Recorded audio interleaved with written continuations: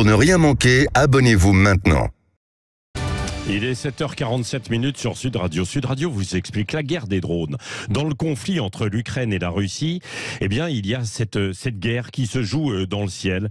Hier, c'est Moscou qui a subi une attaque par drone. Moscou qui utilise aussi ses appareils pour mener sa guerre en Ukraine. Nous sommes avec Xavier Titelman, qui est ancien aviateur militaire, rédacteur en chef digital d'Air et Cosmos. Bonjour. Bonjour, merci de m'inviter. Oui, est-ce que c'est la seconde fois que Moscou est visé par des drones? Est-ce que cette guerre se joue avant tout dans le ciel à travers ces drones? C'est un des facteurs, là on est plus sur un facteur psychologique parce que ni l'Ukraine ni la Russie ne vont basculer parce qu'ils ont reçu une volée de missiles.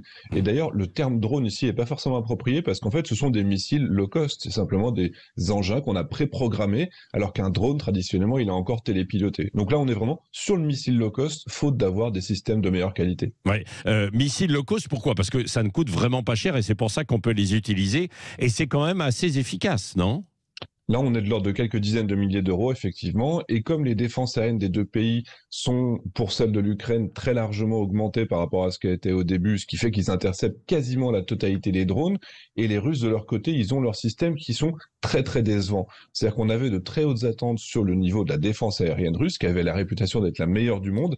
Et depuis le début de cette guerre, en fait, c'est quasiment une passoire parce que tout passe systématiquement. Ouais. Et est-ce que ça peut jouer un rôle important, alors, dans la suite de cette guerre?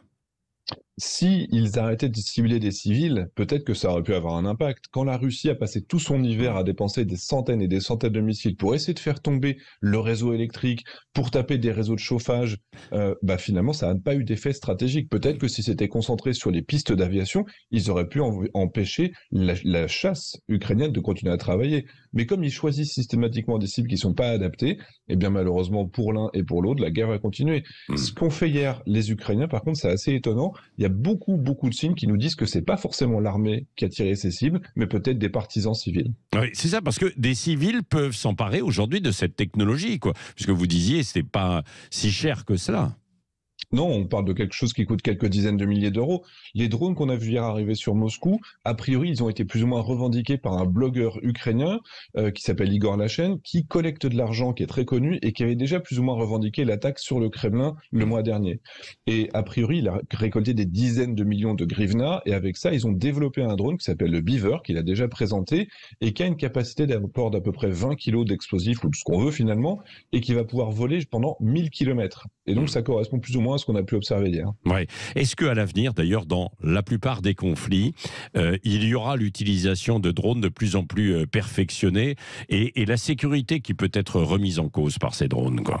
Ouais, c'est un vrai problème pour toutes les armées parce qu'on est sur quelque chose qui coûte absolument pas cher. Donc, vous parlez de très perfectionné. Ouais. On peut se souvenir, par exemple, au début de la guerre, du drone Bayraktar TB2 qui avait fait beaucoup de bruit médiatique.